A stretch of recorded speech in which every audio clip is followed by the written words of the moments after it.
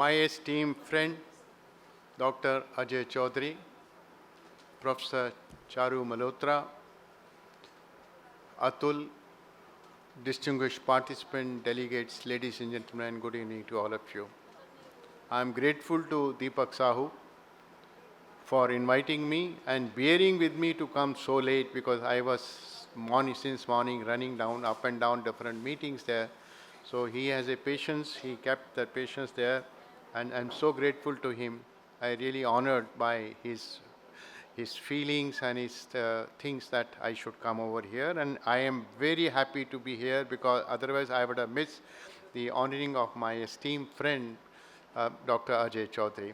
Grateful to you, Deepak, for inviting me. He did not tell me, but he's saying you must come. So I'm so grateful to Deepak Sahu. Otherwise, I would have been felt guilty, and I would have felt very sorry about it. Friends, I was listening very aptly. I mean, the last part of my younger Charu Malhotra, what kind of a quantum she was talking about it. Let me go back to the general aspects there, which may interest more, not so technical part of it. Of course, she went a little more technical aspects there, but I'll slightly touch that aspects also. But we are not in the same era where I and Dr. Ajay Chaudhary were there, or when Charu studied the things there. We are not in the same era. Today era is totally different part of it there. The technology is much different, technology implementation is much different there. Digitization is also scaling up like India's population there. It's scaling up. Every sector we have the digitization, every sector is putting the applications, it's putting the different kind of technologies there. And now we have the emerging technologies, artificial intelligence and quantum. She talked about the quantum. And I can explain what is the quantum and post-quantum. I can slightly touch without getting into that aspects there. Because there are always things, what is quantum and what is post-quantum, that issue becomes very clear. So today the whole digitization is changing the transformation. And I have been often saying that what I witnessed there is that today we are seeing the transformation in digital technology, not the digital transformation. We are seeing the total transformation in digital technology. That's what we have. Now, what does it mean? And if you look at the cyber implementation, or if you look at the cyber security implementation part of it, they run parallel together each other. There are some common aspects of both these sectors also there. Today, if you want to implement technology, you can't look at one state, one area, or one kind of a system or one application. You got to look at 360-degree implementation part of it. And that 360-degree means that different technologies has to embed together, different APIs are put together, different interfaces are put together, different protocols are put together. And that is really become a challenge today. Now, she talked about the AI and she talked about the merger of the AI and quantum. She was talking about the deep fake aspects there. AI has become the underlying fabric of every item. Now, when I say underlying, it doesn't mean the lowest layer. It's at the top layer. AI is the top layer. Everywhere is a top layer. But I must also say that every technology which is produced in this world, or we are implementing for any application, any sector, each of the technology also has a layer. Each of the technology has a layer. Whether you talk about AI or you talk about the quantum, each of them has a layer. And I can explain one of those things also to you, the one I mean to the layer. Similarly, when you go to the IoT, there are layers in those architecture in the system itself. So we are implementing a very complex technology with the multiple interfaces and multiple layers together. Now, what is the net result is that? Net result is that the threat surface has increased. It's not only an endpoint, it's you have IoT, you have a cloud, you have AI system, you have a quantum system which is coming up. that kind of threat surface is increasing it. Now, if you want to handle it, the handling these areas requires a 360-degree approach. Whether you are implementing or you are putting the security, you require a 360-degree approach. And what are the 360-degree approach, or what are the pillars of 360-degree? One first pillar is the governance, which includes regulation, legislation, legal policies. That is the governance aspect and practices also. The second layer comes up, and all the layers exist together. The second layer comes up the technology.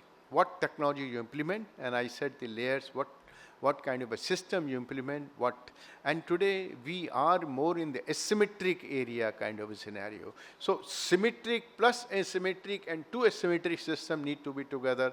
That comes a technology, and we talk about development, you talk about innovation, you talk about implementation. That's a second pillar of 360-degree, whether security or you talk implementation.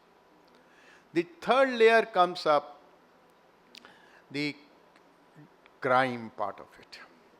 Whether you have I'm not now, when a crime doesn't mean that it has to be a security breach. Crime can be in any way also there. Crime can be otherwise also there.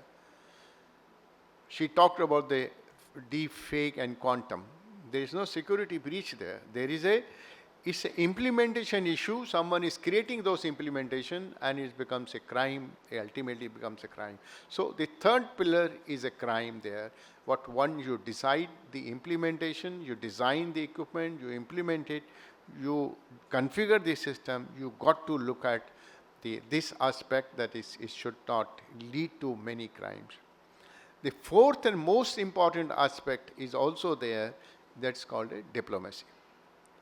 Today, diplomacy and geopolitics has taken a deep root in terms of the cyber. I can tell you, when I started this area, there was nothing like a diplomacy there. And security also was a different kind of issue there. But today, these four pillars are necessary to implement any digitization project. These four pillars are necessary to produce a product. These four pillars are necessary to R&D innovations also there. These are the four pillars we need to do. Now look at, I will give you the AI layer also, how each of the technology is difficult, because she practically persuaded me to give little more technical aspect there. Where are we in the AI layer? If I have to summarize in a simple, non-technical way AI layer, I will provide AI layer into four layers also. Entire AI system into 4 layers. That's a 4 layer I will say. And where is the implementation, I will come that. And where the industry should come and industry should do. So any AI system you find 4 layers. The ground layer, the lowest most layer is your hardware. NVIDIA B200, that processor, that's a ground layer. Plus some of the AI tools are there, which are embedded on those systems, that's a ground layer. The second layer you are all familiar with the personal computer.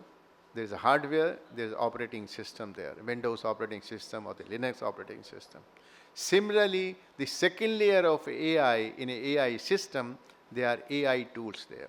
And one of the examples I'll give you, the LLMs there, ChatGPT, Gemini, or you have Anthropic system, Mythos or Pebble 5, whatever. These are one set of the kind of AI tools. Other tools will be your cloud optimization, that kind of a scenario. That's a second layer part of it. I will call it like a system software of any AI system. That's a second layer. What is the third layer? Third layer is your application layer, data layer. Third layer is a data layer. And the fourth layer is your application layer. Now look at the whole implementation of an AI system itself. It requires certain expertise. It requires also constant, if you see this fourth layer itself, entire international politics you will understand there. We call ethics there. No one other than 2 countries produce this 4th layer. That is 2 countries which are China and US. And there are 3 countries which have the basic kind of a raw material for the AI system. That is the data only 3 countries have: India, China, and US. These are the 3 countries. So no country is self-sufficient in all those 4 layers. China is also not fully in the 4 layer, maybe partly 3.5 layer or 3.25 layer, something like that, because they don't produce that hardware of NVIDIA B200 kind of a scenario. Now, how do you introduce the legislation of ethics, which is a very common aspect in there? Ethics either there or not there ethics. There can't be in somewhere in between there. Until and unless all 4 layers follow that ethics, you can't have an ethical AI system there. Similarly, there is a quantum also. We have a legacy system, we have modernizing the system there. So any point of a time, legacy and modern system will exist together. And that is why you have all RSA algorithm which are there. Those are broken today, easily impregnable, and they are easily, can be broken by anyone there. Your HTTPS is also no more safe there. That comes the post-quantum. Why post-quantum? Because you can't implement quantum. You have a legacy system, classical system, and a modern system. You have to put a layer on top of a classical system to make it post-quantum compatible. That's where the post-quantum comes up. But then you look at it, again the layers part of it, classical system, post-quantum system, layer, again all the quantum kind of a part you have to put it there. Net result is going to happen that, which is good for the industry, is there, your demand for the equipment is going to rise. That is what is going to be there. There is going to be a demand for the manpower who would be able to configure this system in a complete kind of a seamless manner there. As I said, if you don't kind of a seamlessly configure, there will be issues in terms of security, in terms of implementation, in terms of efficiency. One thing also is there, these technologies also expanded the market. Today there is no difference between a IT implementation of a SME in terms of technology between the SME or the MSME, or you talk about the larger organization. The scale may be different, but technology implementation is almost similar. So you can look at this AI, post-quantum, all those kind of a system, new technologies are going to go to each and every MSME in a matter of time there. That will surely expand the market. That will surely create those more manpower requirement there.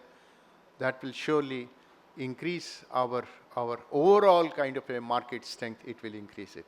But there are challenges which we need to do. There are really challenges, and that is where the industry should come forward to do that. How the industry should come forward to do that?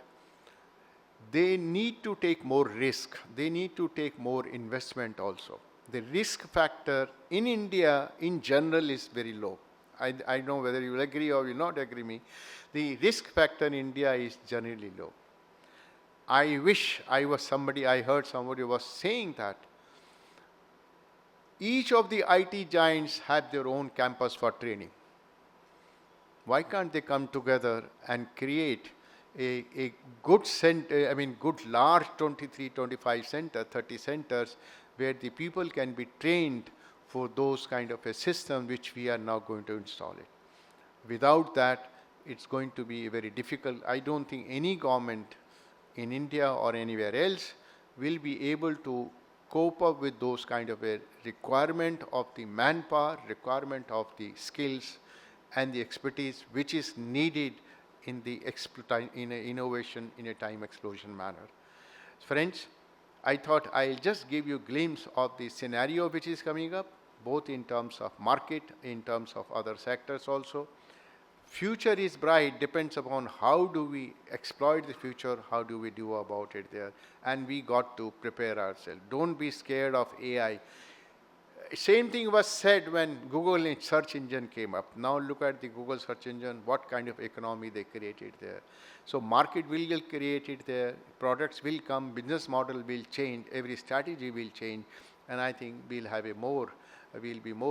should be more optimistic, and we'll have a more and more kind of a wealth creation with us. Thank you very much, Dr. Sahu, for inviting me once again. Thank you.